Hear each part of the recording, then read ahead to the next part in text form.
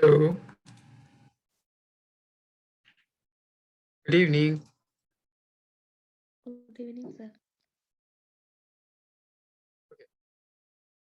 Do you have any doubt from last class to any one of you? No, sir.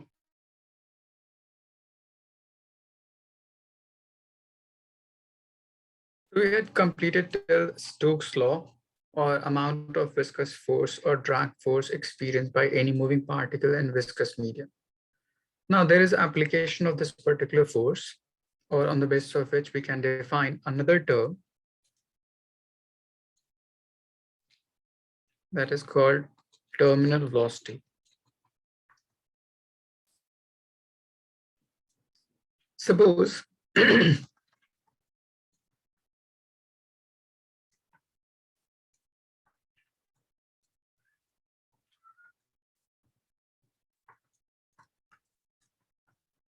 there is a viscous medium in which a body is dropped or projected with some initial velocity, let's say u. So on moving through this viscous medium, it may experience some force, let's say at any instant, this point, at which velocity of this particular body along this direction is v. So it must be experiencing some force. First, due to its mass, there will be a force in downward direction.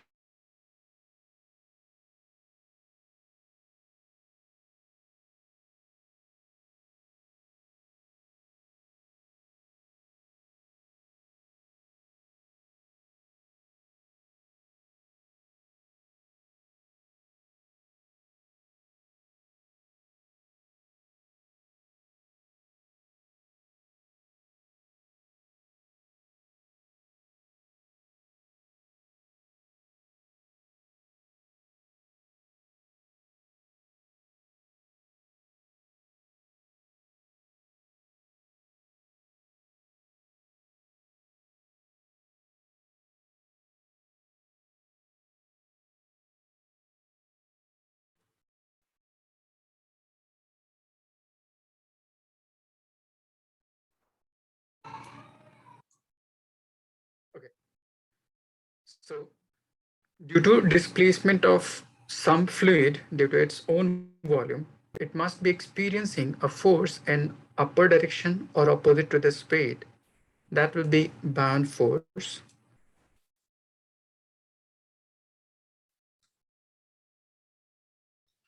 And since it is moving with some velocity v, so it must be experiencing viscous force opposite to its motion along this direction. Is it clear to all of you till this part? Yes, sir. Yes, sir. Okay. So if net force acting on this particular object at this instant, it means total upward force and total downward force becomes equal to each other, the net force acting on it will become zero. So this object will move with some constant velocity.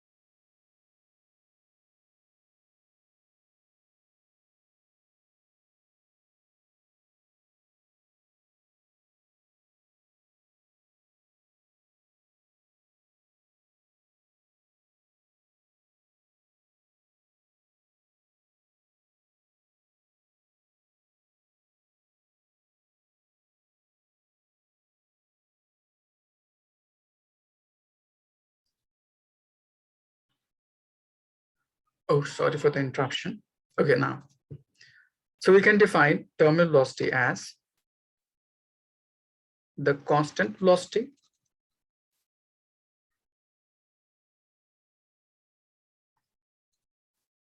with which a body can ascend or descend in viscous medium is called terminal velocity. So in this part, the velocity of body should be constant. It means acceleration of body will be zero, or net force experienced by this particular object will be zero. So we can write total upward force and total downward force should be equals to each other. Total upward force is viscous force, buoyant force. Total downward force is weight experienced by it. Now, if you put expression of each term, viscous force is 6 pi eta r times v. Buoyant force is density of medium times volume of object times gravity. Weight is mass times gravity, or we can write mass equals to density times volume times gravity. Now move this term to right side. So you'll get 6 pi eta r times v equals to 4 by 3 pi r cube to be common. So you're left with sigma minus rho times gravity. Since we have to calculate velocity, so move the rest of the term to right side. So it will be 4 pi r cube divided by 3 times 6 pi eta r sigma minus rho times gravity. So on rearranging, you will get 2 times r square by 9 times eta sigma minus rho times gravity. So this will be your expression for terminal velocity attained by body in this viscous medium. Is it clear? Yes, sir. Gautam, any doubt? No doubt, sir. Okay. Now, depending upon this density of object and density of medium, we may define some of its condition. First is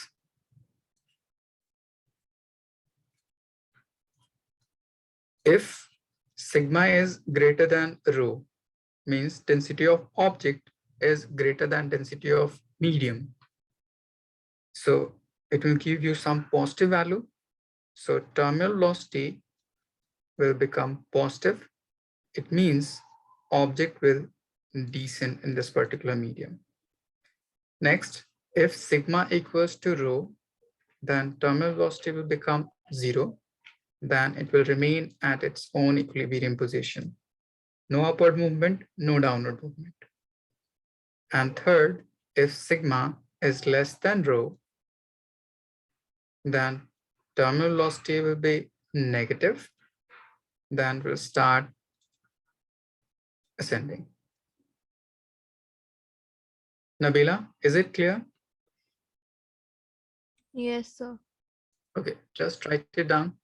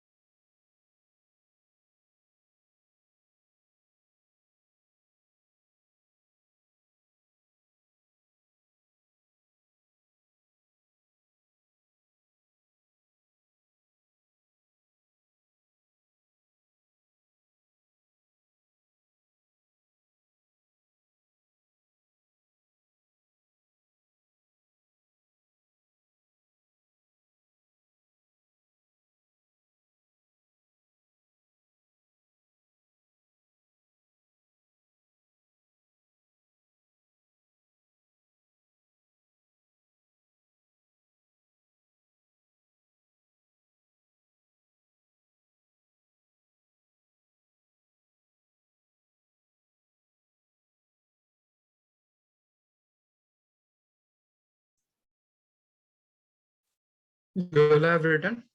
Yes, we can.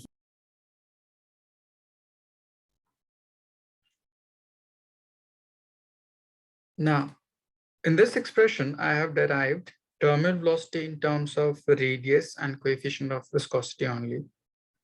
You may be asked to define terminal velocity in terms of mass of that particular object. So let me define you in terms of mass.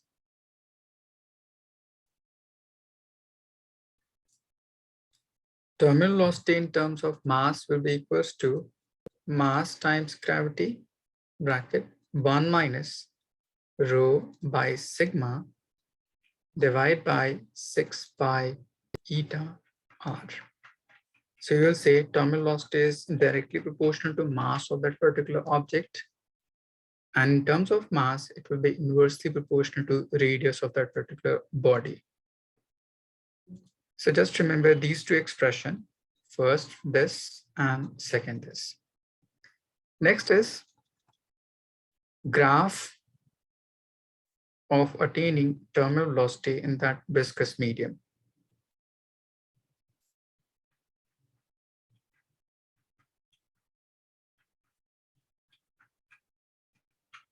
So how did we get the green formula?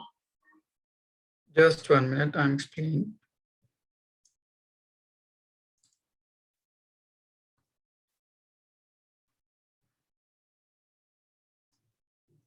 Since viscous force, bound force, and weight, if you put this in above expression, viscous force as 6 pi eta r times v.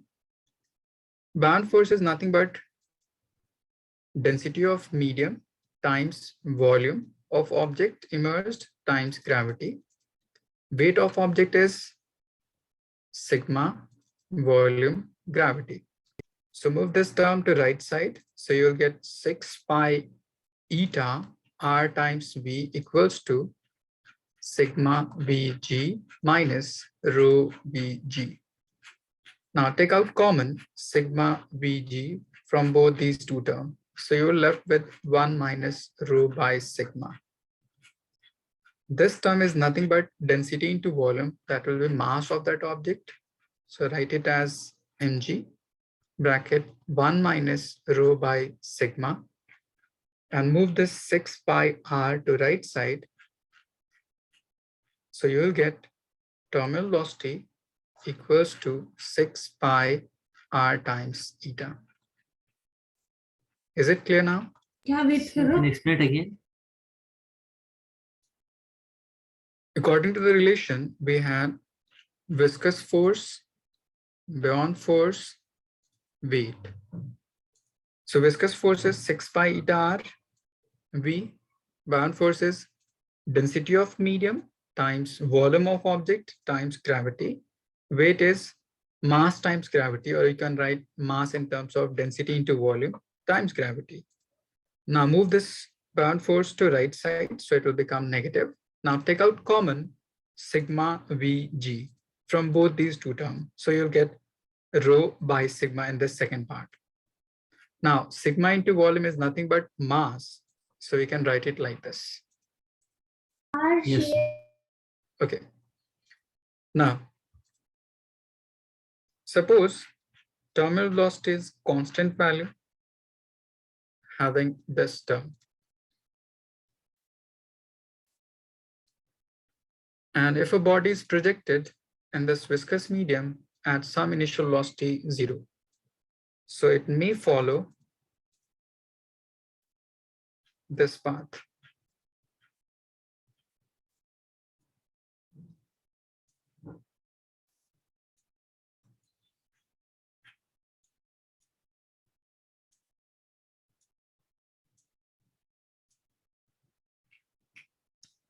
At some time or at some height, it may attain some terminal velocity. So in this case, initial velocity of object is 0, and which is less than terminal velocity. Suppose if body is projected with some other velocity, but less than terminal velocity, so it may follow this particular curve to attain this terminal velocity. So in this case, u is greater than 0, but still less than terminal velocity. In third case, if body is projected with some greater than terminal velocity, so it may follow this path. U is greater than terminal velocity. So in all these three conditions, when object is projected with some zero velocity, some velocity less than terminal velocity, or some velocity greater than terminal velocity, all of these three conditions, it may attain terminal velocity after some time or attaining some distance. So this is with respect to time or with respect to height. Is it clear? Yes. Yes, sir. Okay, just write it down.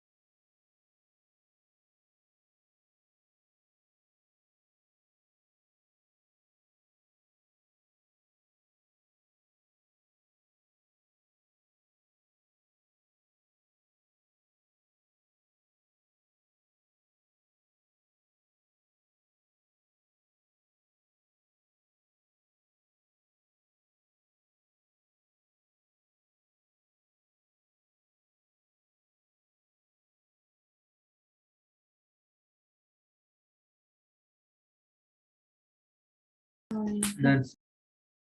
1 second, sir.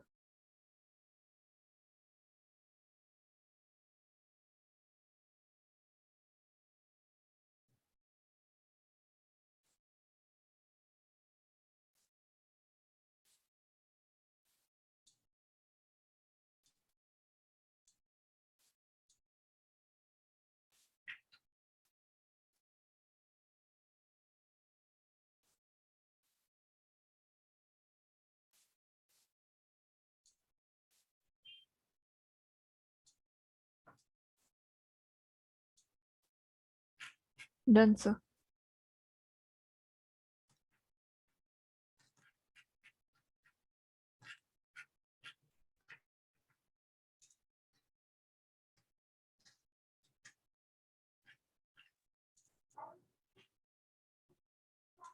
Now, related to this term, there will be question.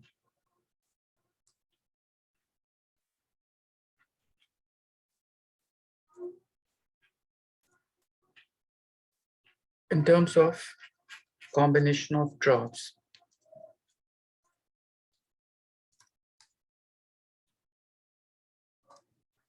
Suppose initially you have n number of drops.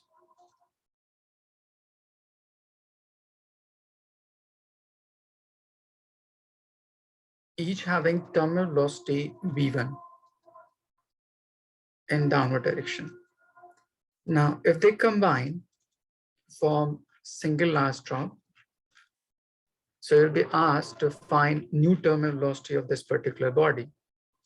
Let's say v2. So how to relate v1 and v2? So first, on going from smaller drop to bigger drop, volume of these two should be constant.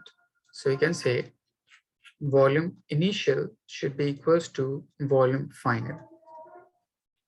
Each initial drop having volume 4 by 3 pi r cube, and since n number of drops, so just multiplied by n, equals to 4 by 3 pi r cube.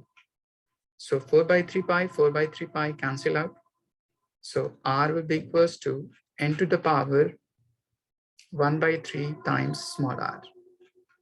Now, according to the above relation, in terms of radius, velocity equals to 2 times of r square by 9 times eta, sigma minus rho times gravity,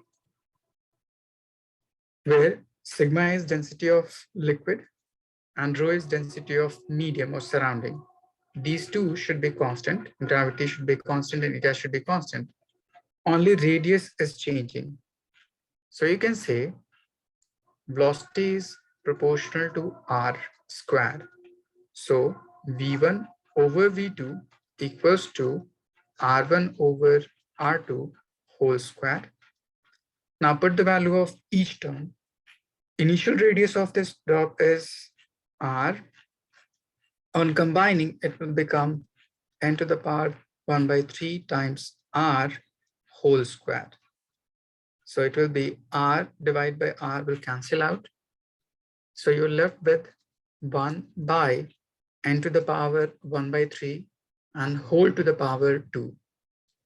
So it will be n to the power 1 by 3 and whole to the power 2. So it will be 1 by n to the power 2 by 3. Since we have to calculate V2, so just cross multiply it. So you'll get V2 equals to n to the power 2 by 3 times V1. So this will be a final expression to getting direct velocity relation between combining these two different liquid. Is it clear? Yes, sir. Okay, just write it down.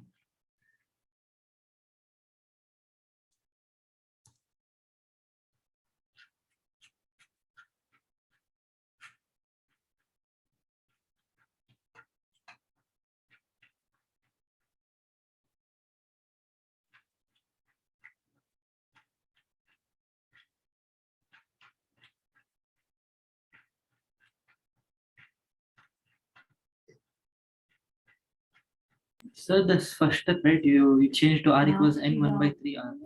You did their cancellation, yes?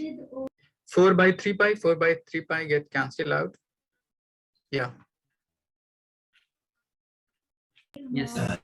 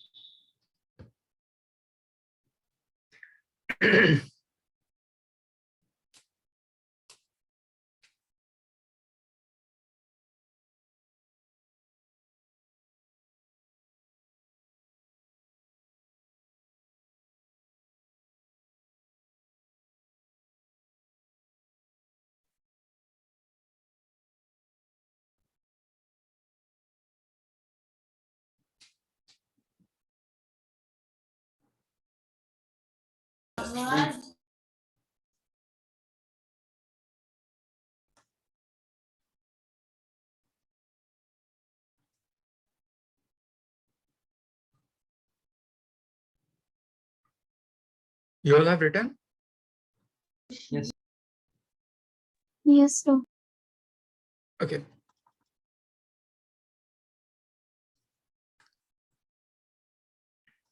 If an air bubble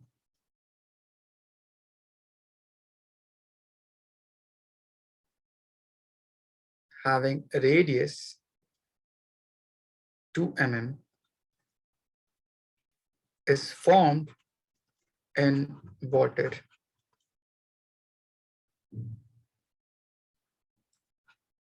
find its terminal velocity if eta is 0.05 Pascal second. take value of gravity to be 10 and density of water to be 10 to the power 3 kg per meter cube. Air or density of air is just 1.3 10 to the power 0 kg per meter cube, or just take 1.3 only. So you can say density of air is very small as compared to density of surrounding medium. So we can neglect it. Now put all the values in the above formula for terminal velocity and simplify it.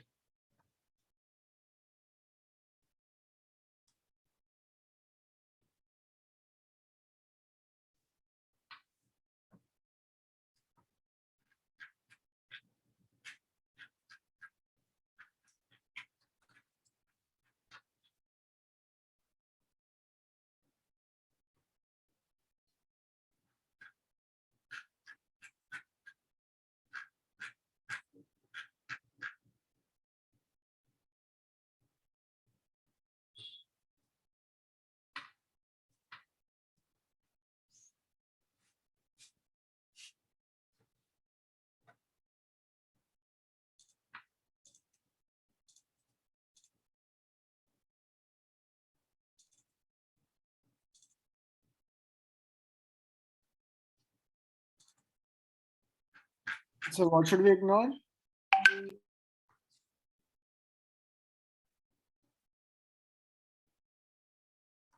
Yes, Gautam? So what are we supposed to ignore?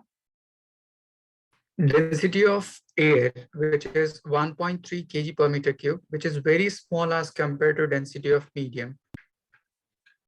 So according to the formula of terminal velocity, which is 2 times r square by 9 times eta, sigma minus rho times gravity.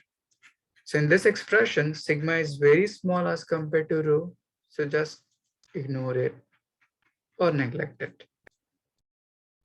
We can write minus rho. Yes, it means it will ascend.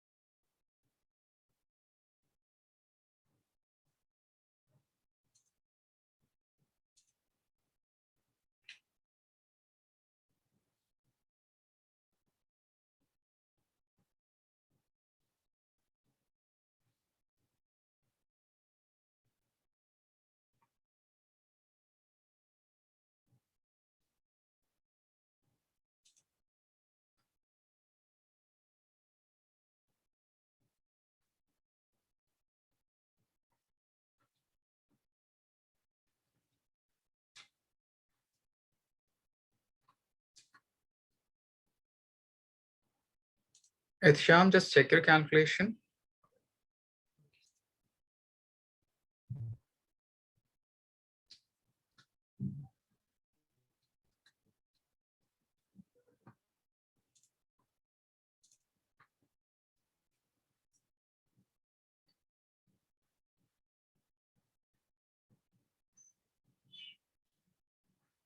That will be 2 into 10 raised to minus 3 meter, right? 2 mm will be equal to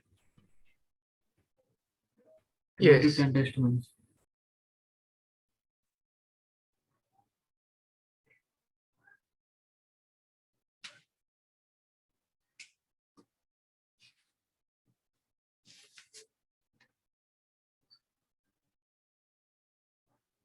One mm in terms of meter, it will be 10 to the power minus 3. So just multiply it by 10 to the power minus 3. So it will be 2 into 10 raised to the power minus 3. Yes.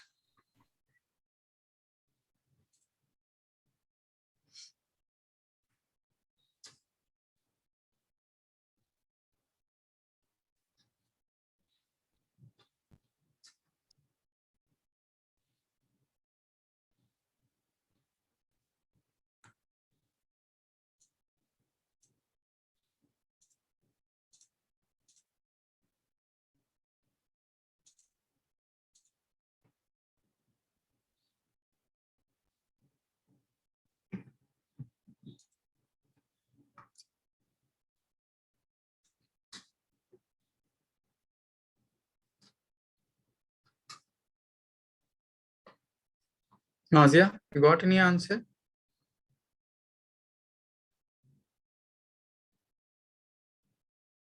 Yes, sir, but it's very wrong. Like it's very long. So I Okay. guess it's not.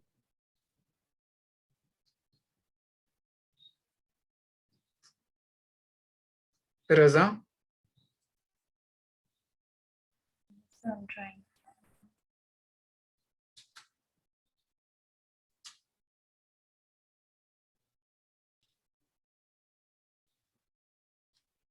Two R, that is the radius of this air bubble, is 2 mm.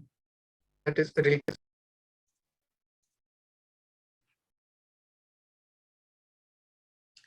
So we can write 2 into 10 to the power minus 3 square times sigma is neglected. So there will be density of water only, that is 10 to the power 3 times gravity 10 whole divided by 9 times eta 0.05. So just remove this decimal and write 10 to the power 2. This 5 and this 10 will cancel out in 2 times. So you'll get 2 into 4 into 10 to the power minus 6 with negative sign, 10 to the power 3, 2, 10 to the power 2, whole divided by 9. So 2 into 4, 8, into 2, 16, divide by 9, into 10 to the power minus 6 plus 3 plus 2. So it will be just minus 1. Now, if you divide it, you will get 1.74 into 10 to the power minus 1 or 0.17 meter per second.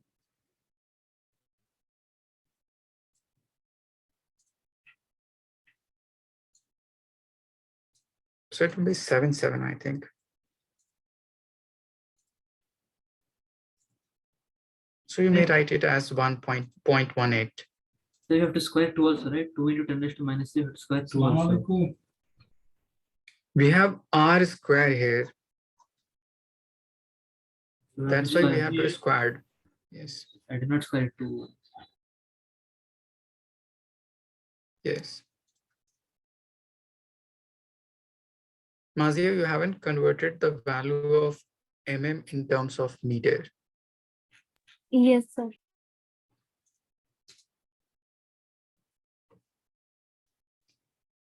Minashi, any doubt till this part? No, sir.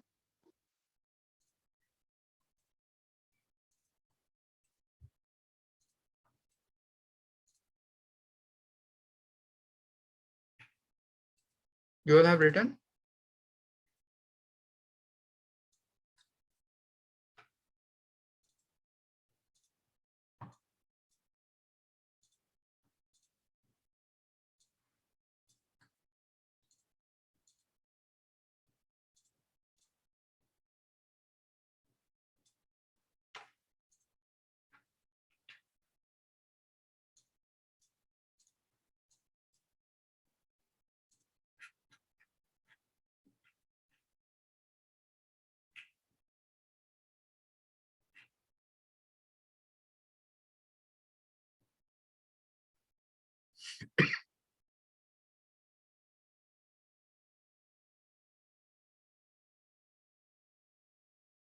Nabila, you have written till this part? Yes, sir. Okay. If 8 drops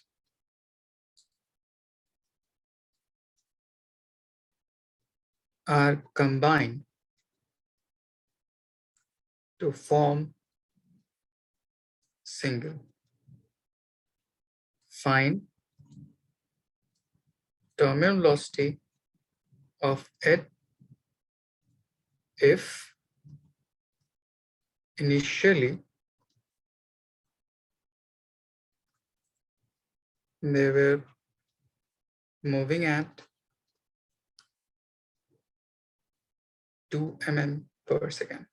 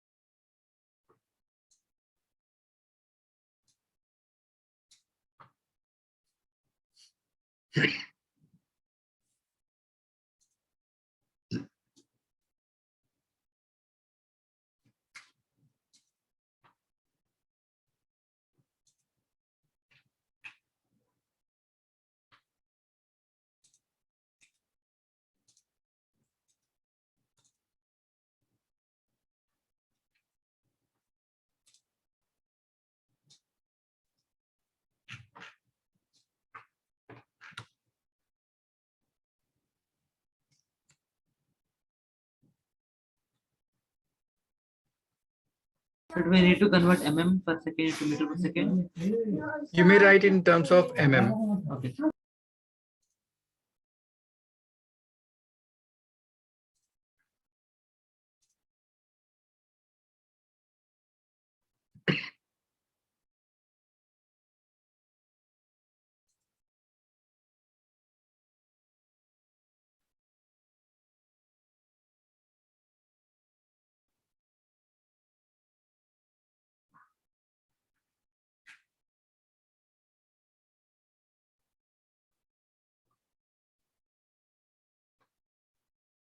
Good, Hitisham.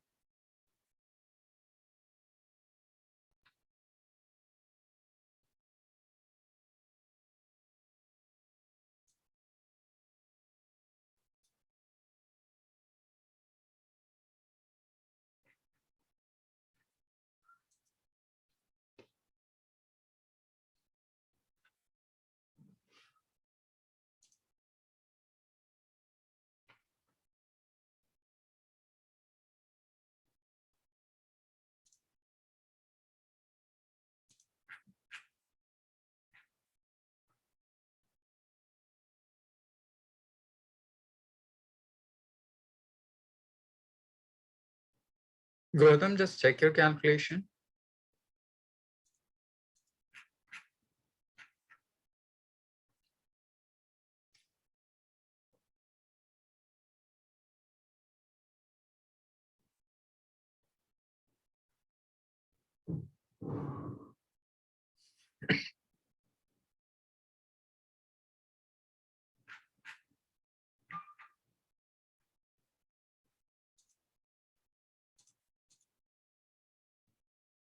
This is the case of combining of drops to form single large drop.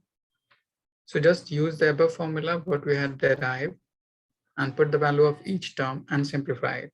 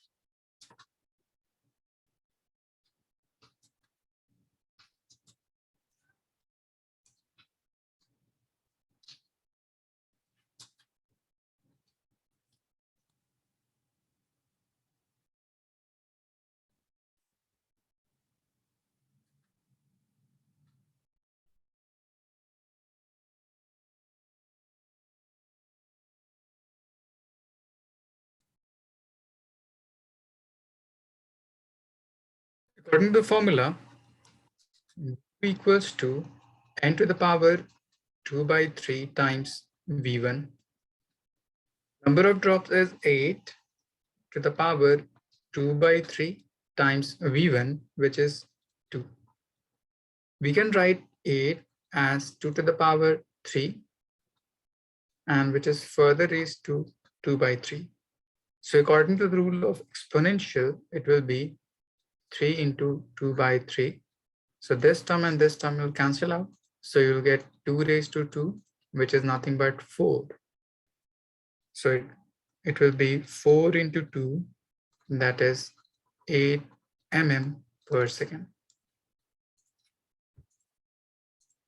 Mazia, is it clear? Yes. Gautam, any doubt? So, got it. Okay.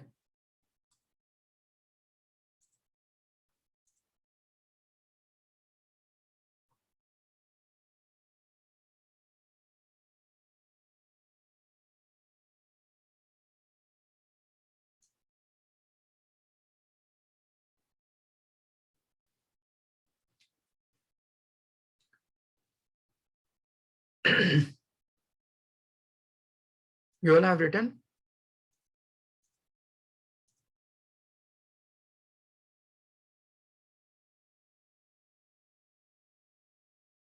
Raza? Yes, sir. Okay. Next term in this chapter is equation of continuity.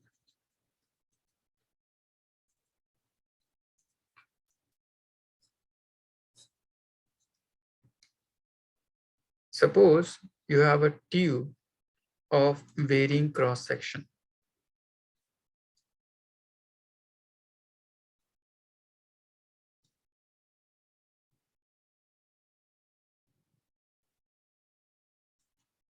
Area of cross section A1, area of cross section A2, in which non-viscous incompressible liquid is flowing.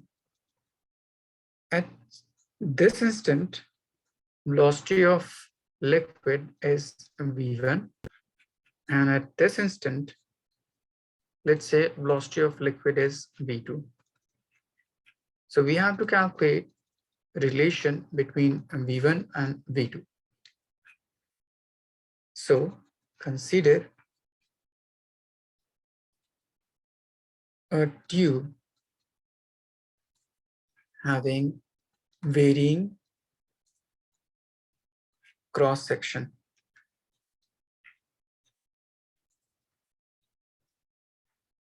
In which non-viscous and incompressible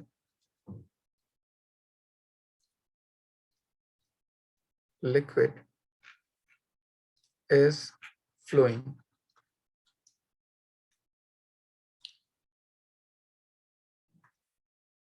So first at this end or entering mass of liquid entering per unit time. So mass equals to density into volume. So we can write density as rho, volume divided by time t. Rho, volume is area of cross section times length divided by t. Length per unit time is also called velocity. So we can write density A1 V1. So this will be amount of liquid or mass of liquid entering through this particular tube per unit time. Is it clear? Yes, sir. Similarly, we can write amount of liquid or mass of liquid ejecting per unit time from the other end.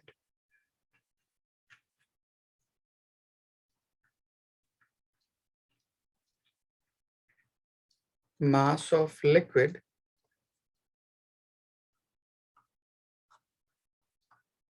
ejecting per unit time. So it will be rho A into V. Let's say this is equation first and this is equation second. Nabila, any doubt till this part?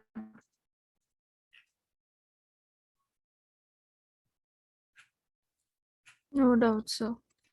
Okay. Now, according to conservation of mass, we can say mass of liquid entering into this particular tube per unit time will be equal to mass of liquid ejecting from the other end per unit time. So according to conservation of mass, we can say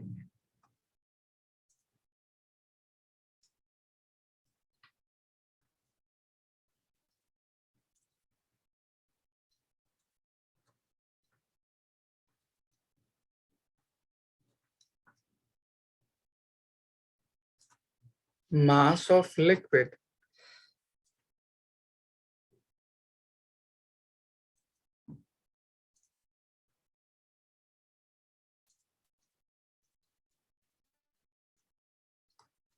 entering per unit time equals to mass of liquid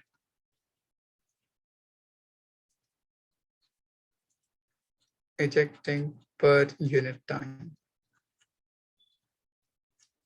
So from equation first and equation second, if you can put in these two terms, so you'll get rho A1 V1 equals to rho A2 V2. This term and this term will cancel out. So you'll get A1 V1 equals to A2 V2.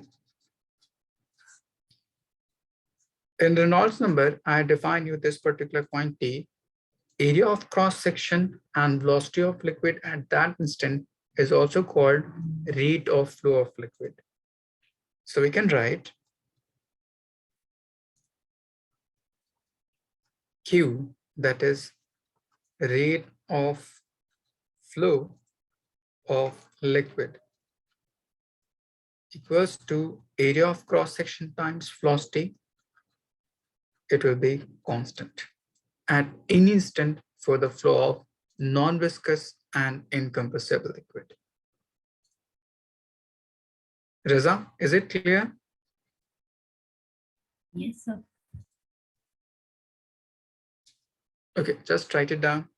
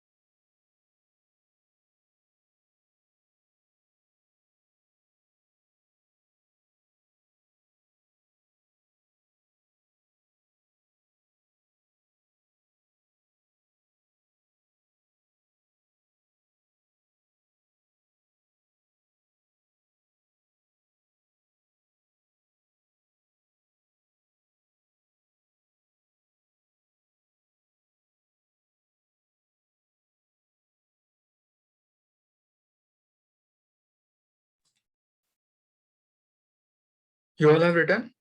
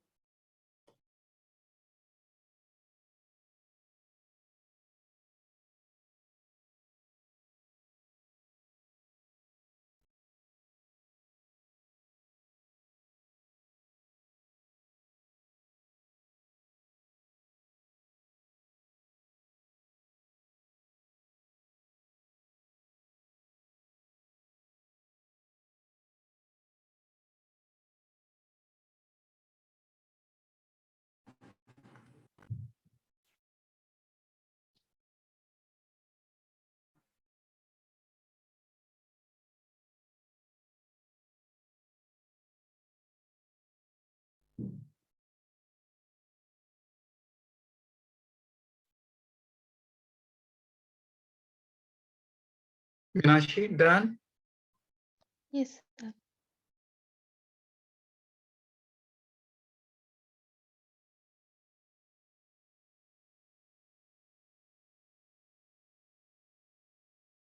Suppose you have a tube.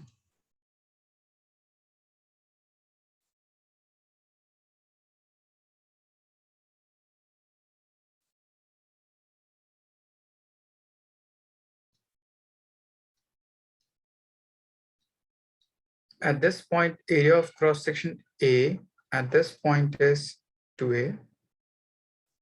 Liquid is flowing at this instant at 8 meter per second, and at this instant as 10 meter per second.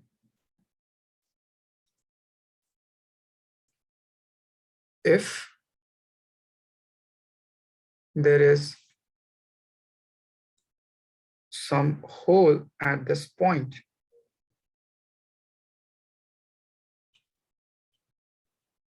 ten holes, each having area A by 20. So find velocity of ejecting liquid.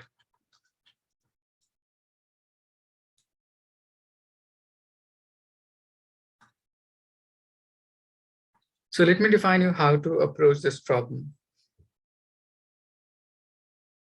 According to equation of continuity, or you can say according to conservation of mass, total amount of liquid entering into this particular tube will be equals to total amount of liquid ejecting out.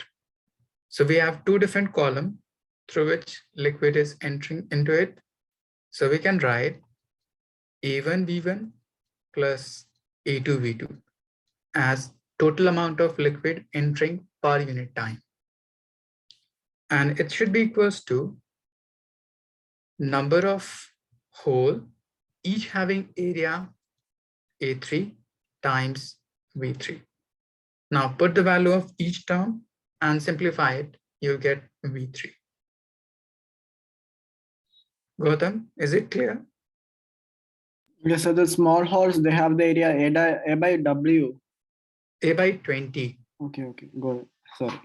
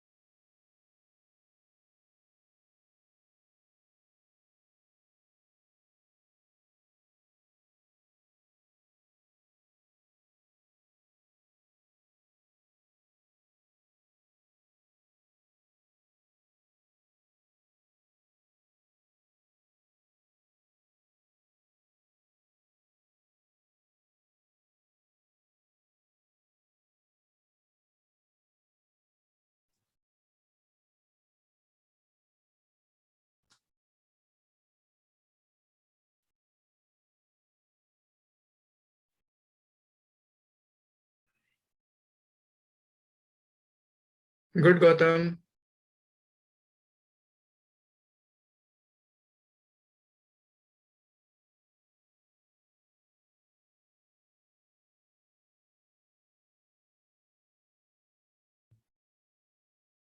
Good, Atisham.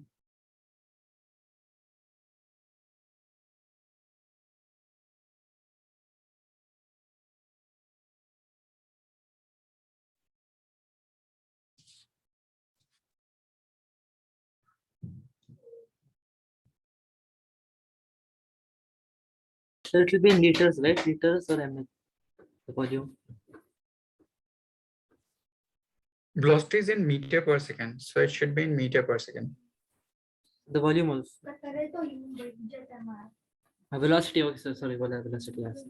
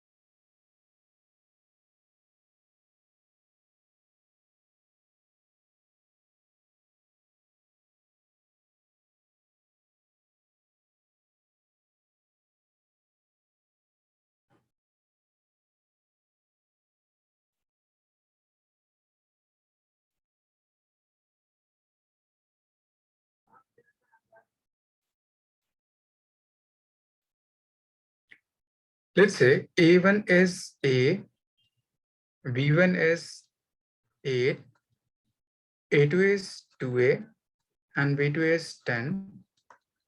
Number of hole is 10. A3 is A by 20 times V3.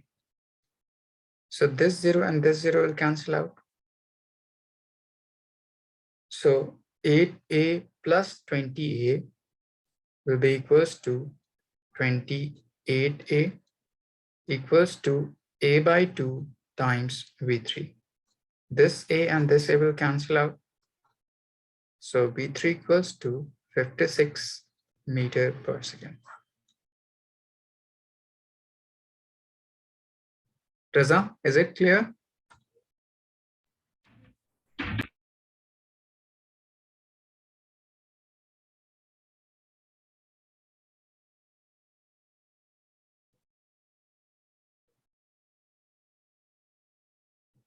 Minashi, any doubt? No, sir. There will be one conceptual question regarding it.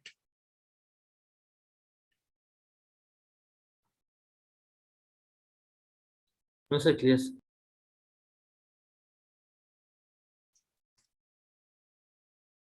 Suppose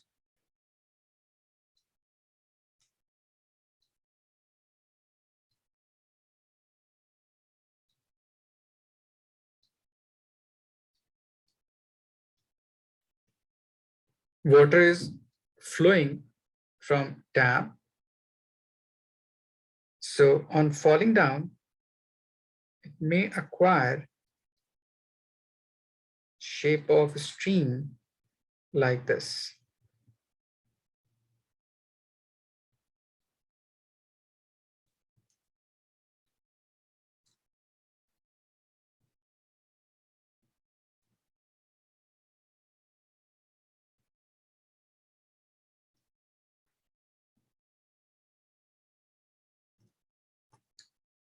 So you'll be asked, why width of stream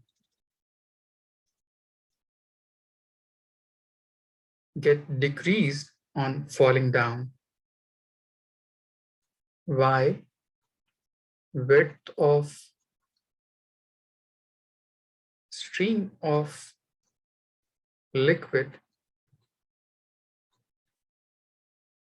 on falling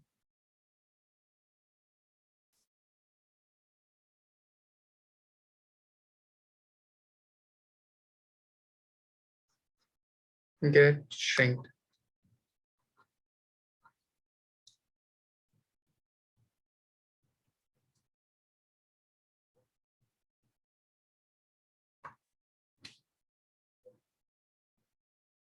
Any idea?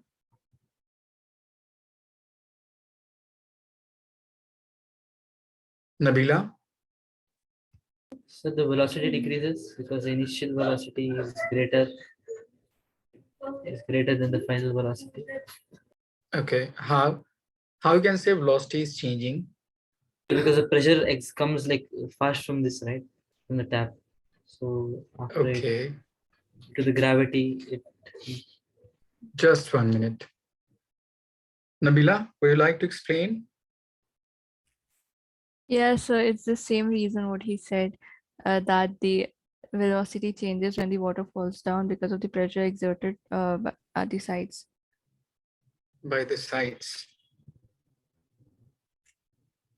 Gautam?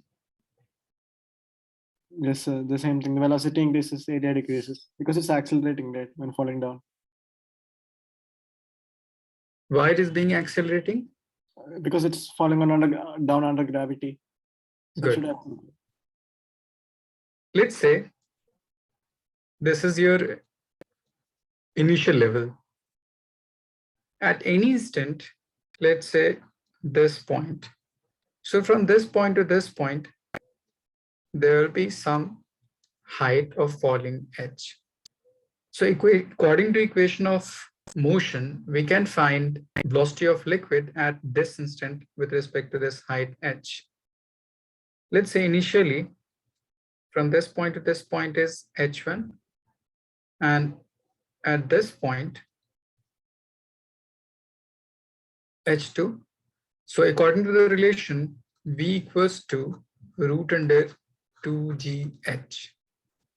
So on falling down from this tab, height covered by that particular liquid is increasing, due to which its velocity will increasing. And if velocity is greater as compared to its initial part, so velocity increasing, area decreasing. That's why it will get shrink. Is it clear?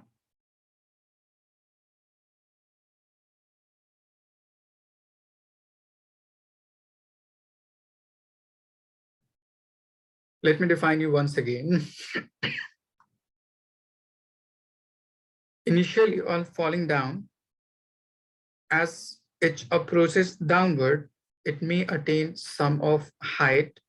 So due to falling through this much amount of height, it may attain some velocity according to this relation. V equals to root under 2gh. So for this much amount of height, its velocity would be smaller as compared to this much amount of height. So if velocity is increasing, area must be decreasing, so that product of these two terms should be constant. Nabila, is it clear? Yes, sir.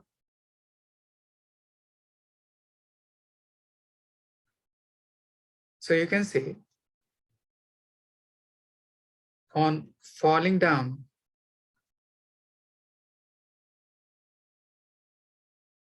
velocity of liquid increases with height as v equals to root under 2gh. And area of cross section times velocity is constant. So area of stream will get decreased.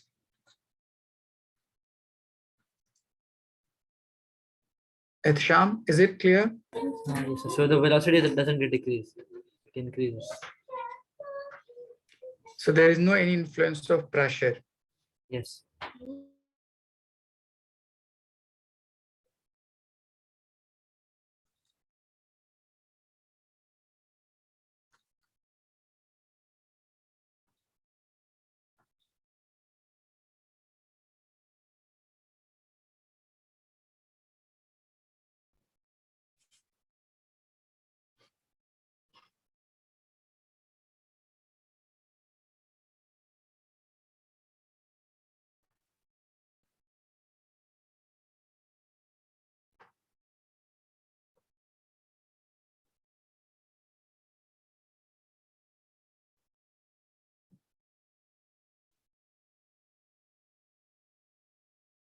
You all have written?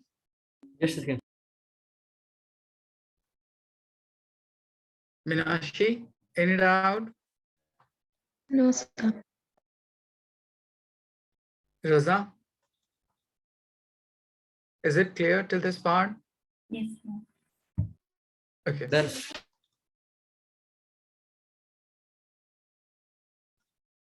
Next concept in this chapter is, or the most important part is Bernoulli's principle.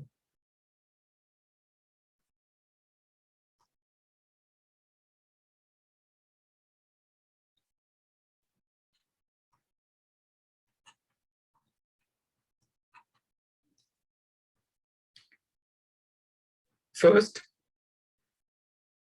suppose you have a tube of varying cross-section and whose end is at different level.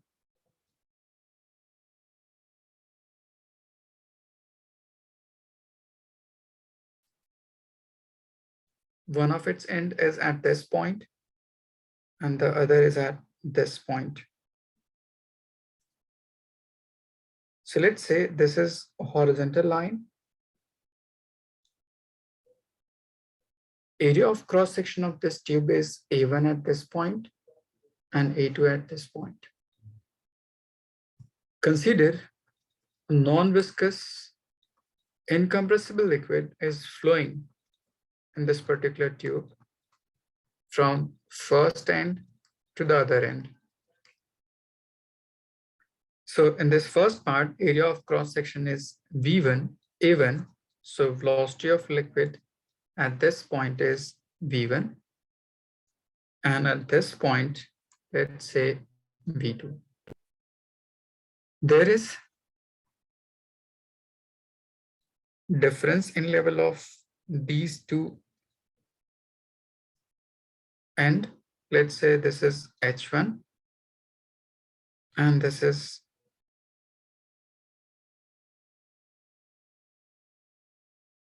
H2. So to move this particular liquid from this end to this end, you must need some external agency to flow this liquid from lower end to higher end against gravity. So to flow this particular liquid, let's say pressure from this end is applied P1 and pressure at this end is P2. So in this part, due to pressure difference, some work is done by external agency to move this liquid from one end to the other end. So according to Bernoullis principle, it states, for non-viscous incompressible liquid flowing in a tube of varying cross-section area and at different level, maybe sum of pressure, kinetic energy per unit volume and potential energy per unit volume at any instant should be always constant. Let me define you the statement of this principle. State for non-viscous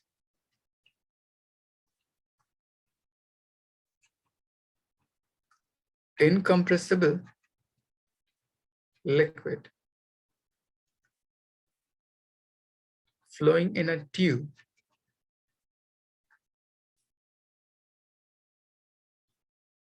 the sum of pressure, kinetic energy per unit volume, potential energy per unit volume at any instant is always constant. Any doubt in this statement? Gautam? No, sir.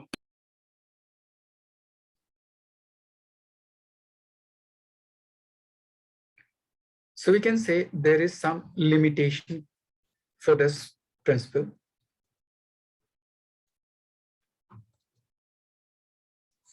First is liquid should be non-viscous,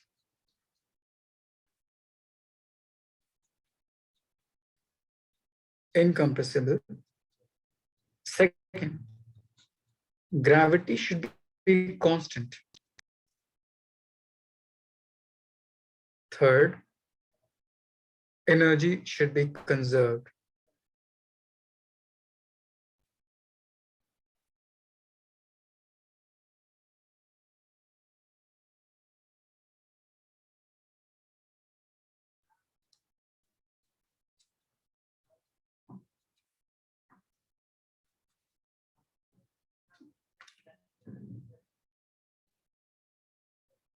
Nabila, any doubt?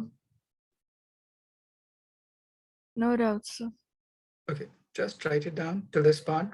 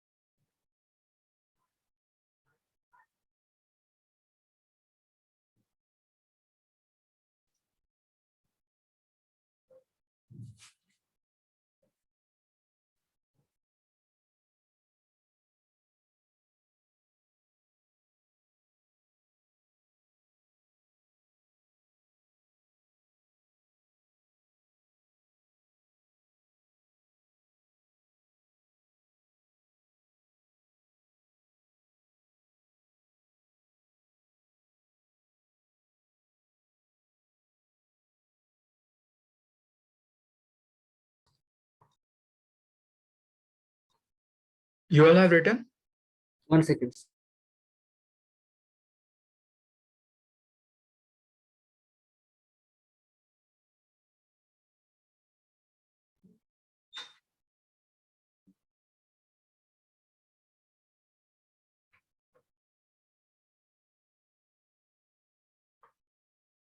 Done. Nazia, Sir, what is energy? Energy is energy is conserved. conserved.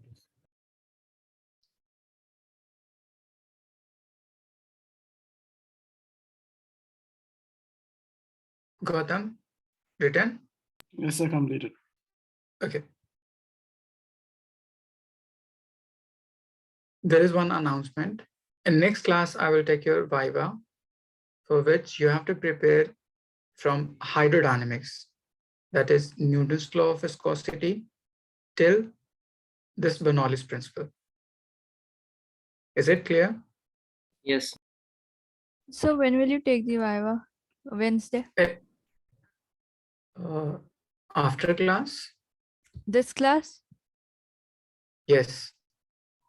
After this At class? the end of the class. So you told next class, right? Yeah.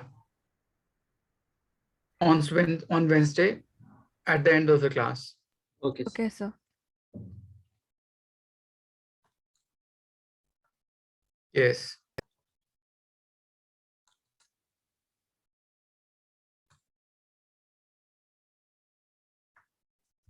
Now we have to prove this particular statement for this part. Let's say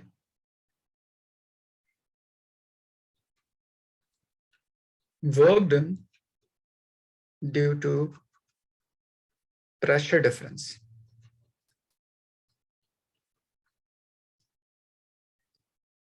Work done is nothing but force times displacement. Force is pressure times area of cross section times displacement. So area times length is nothing but volume. So it will be net pressure times volume. So P1 is at this end, which will be stronger as compared to P2. So net pressure will be P1 minus P2 times volume is work done. Now, according to work energy theorem, amount of work by any external agency can bring out two different change. First is change in kinetic energy, and second is change in potential energy. So the sum of change in kinetic energy and potential energy in a particular body will be equal to amount of work by any external agency. So we can write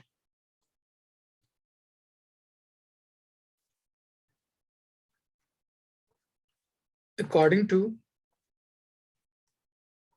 work energy theorem,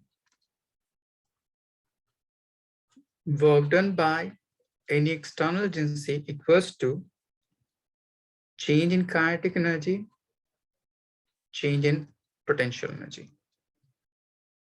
Now, if you put all the values related to these two terms, work done according to pressure difference is P1 minus P2 times volume. Change in kinetic energy is half m velocity square minus velocity square. Potential energy changes due to change in level of height. So it will be H2 minus H1. Now move this volume to the right side. So you will get P1 minus P2 1 by 2 mass divided by volume, V2 square minus V1 square plus mass divided by volume times gravity, H2 minus H1. Mazia, is it clear till this part? Yes, sir, clear. Yes. Next is we have mass divided by volume. Sir, Yes, the big V is total volume, right? yeah. So we can write mass divided by volume as density of liquid times V2 square minus half density times V1 square. Mass divided by volume is density times gravity, H2, density times gravity times H1 equals to P1 minus P2. Now rearrange this particular equation, move all quantity having same subscript to one side and rest to the other side. So we can write P1 half rho V1 squared and rho G H1 equals to P2 half rho V2 squared and rho G H2. We have same quantity in both sides, only there is change in position due to which there is subscript. So we can write pressure plus half rho V squared rho GH at any instant for the flow of liquid is constant.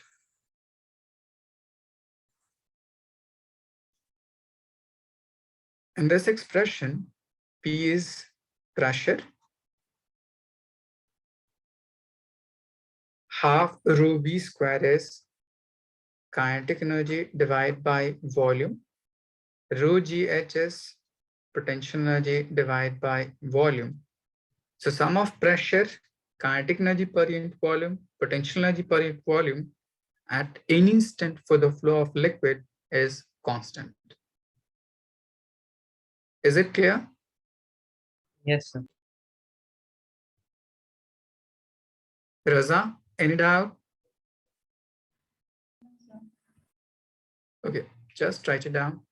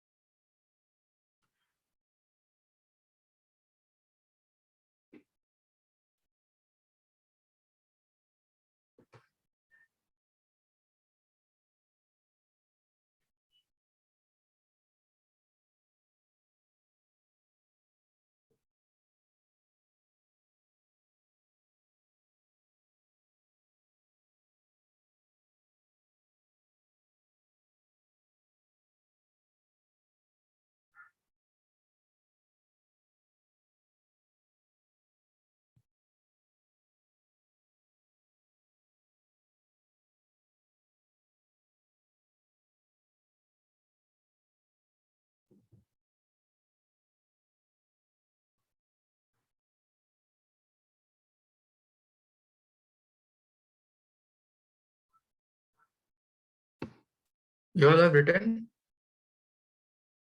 Yes, sir. Minashi, any doubt? Yes, sir.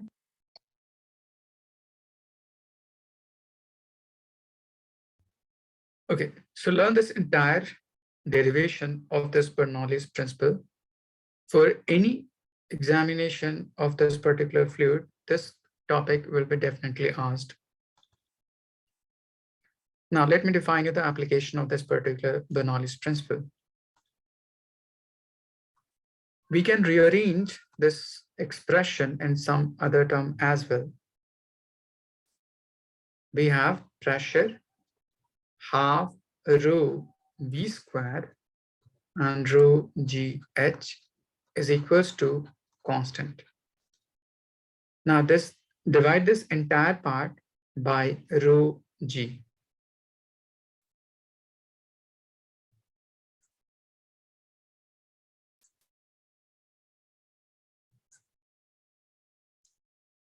So in right hand side, which is constant by rho times gravity, rho is density of liquid, which is always constant or constant for that particular liquid. G is gravity, which is also constant. So these two terms will be constant. So we're left with P by rho times G plus velocity squared by 2 times gravity, and just H is equals to some other constant. This particular term, P by rho times G, is called pressure head. Velocity squared by 2 times gravity is called velocity head. And H is just gravity head. So you may be asked to find velocity head, pressure head, or gravity head for a particular flow of liquid at a given instant. So you must know what do these different terms mean. Is it clear? So why exactly are we dividing with rho g? Rho is density of liquid, it should be constant, and G is gravity, which is also constant. So I've just divided this entire segment by constant value in this particular expression. Yes, but why rho and g? Like, why not some other constant? Rest of the other thing is variable in this entire segment. Okay. P is variable, velocity is variable, and height is variable. Why is it called a head? Head, it defines at that particular instant. At the particular value of, okay, right. Suppose if there's particular TU, so if you have to calculate at any instant this part,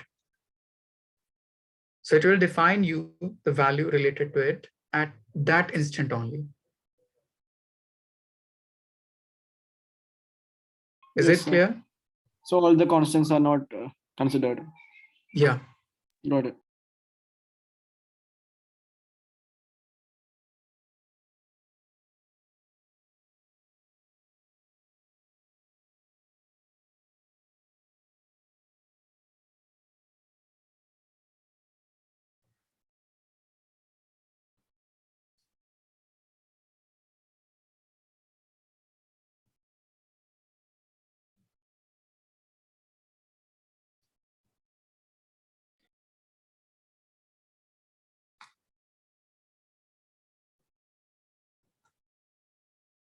Done.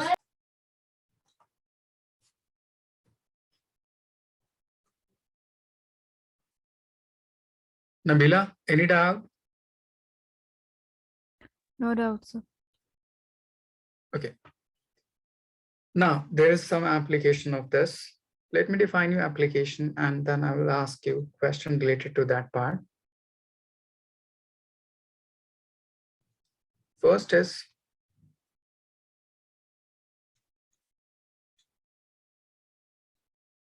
Magnus Effect.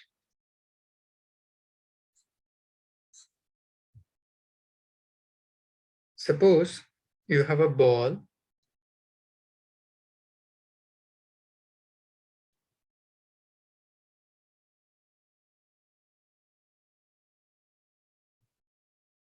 if you throw it without spinning, So it may follow this trajectory to fall at this point.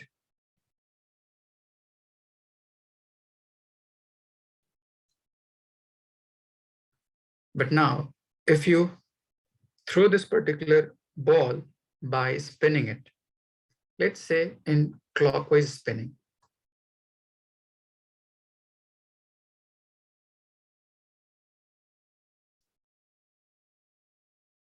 so the air around it must be moving opposite to it. So at this instant, it will be along this direction. And at this instant, it will be along this direction. Now, if you consider position of ball at these two instants, let's say at this instant, velocity of ball is in forward direction, but velocity of air is in backward direction. So these two velocity will be in opposite direction. So it will tend to decrease its velocity. Similarly, in bottom part, velocity of spinning ball is in same direction of velocity of air. So these two velocity will add up. So velocity will get increased. Is it clear? Yes, sir. Minashi, is it clear? Yes, sir. Now, since according to the Bernoullis principle, pressure plus half rho v squared and rho gh is constant. So height is same of this particular ball from ground level, so just neglect it. So we're left with two different parts, pressure and velocity. So sum of these two terms will be constant. So in upper part, if velocity is decreasing, so pressure must be increasing, so that the sum of these two terms will be constant at this instant. Similarly, in bottom part, since velocity is increasing, so pressure must be decreasing. Is it clear? That's due to the Bernoullis principle, right? Yeah. Now, we have some pressure difference due to this velocity difference. So towards upper side, pressure will become greater as compared to towards bottom side. And as we know, matter flows from higher pressure to lower pressure. So towards which side the ball will deflect? Beyond this line or before this line?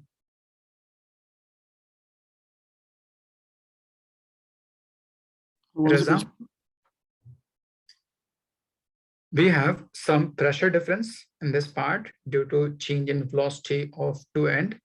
So in upper part, pressure is greater as compared to the bottom part. Is it clear? Yes, sir. So pressure is higher to the upper region as compared to the lower region. So my question is, towards which direction the ball will follow the path? Downwards. Beyond this line or before this line? Downwards. So it may follow this path to hit at this point. Is it clear? Yes. Nabila, is it clear? Sir, can you explain once again? Okay.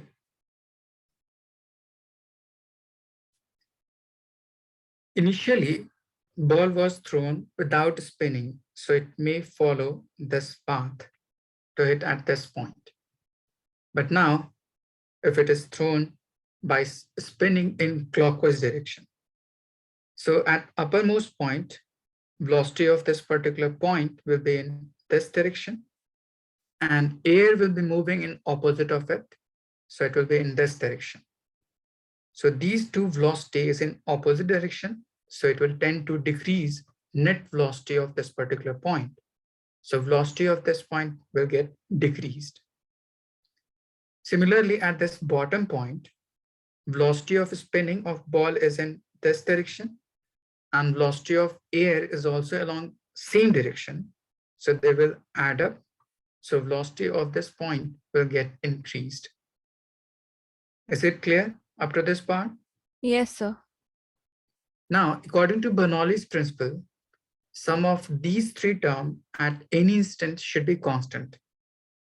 So if velocity is decreasing, pressure must be increasing so that the sum of these two terms will be constant, as there is no change in the height of this ball. So at upper end, velocity is decreasing, so pressure must be increasing.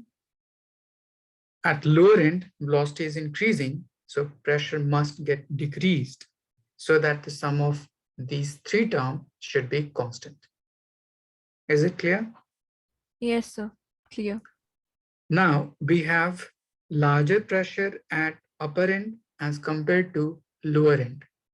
So matter will flow or move from higher pressure to lower pressure.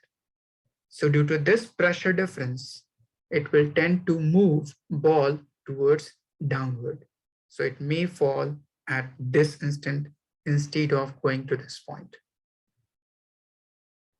Is Okay, it clear? sir. Okay, sir. Yes. Good. Mazia, is it clear? Yes, sir. Similarly, if ball will move in anti-clockwise direction, so it may follow this path to hit at this point. So this middle line is no spinning of ball or without spinning. This line anti-clockwise spinning, and this line clockwise spinning. So this effect due to which there is change in velocity or due to which there is change in pressure, or which results in deflection or difference in path is called Magnus effect. So you'll be given this diagram and you'll be asked toward which direction it may get deflected if it is moved in clockwise direction, anti-clockwise direction, or without spinning. Raza, is it clear? Yes, sir. Clear.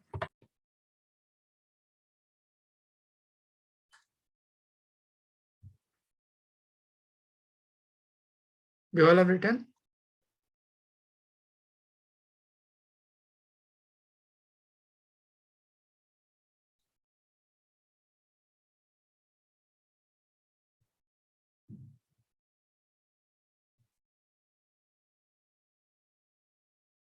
Done.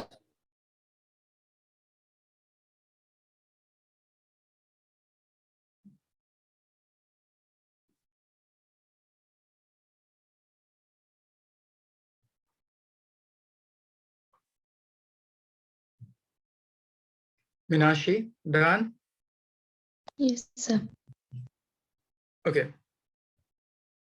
So do you have any doubt till this part?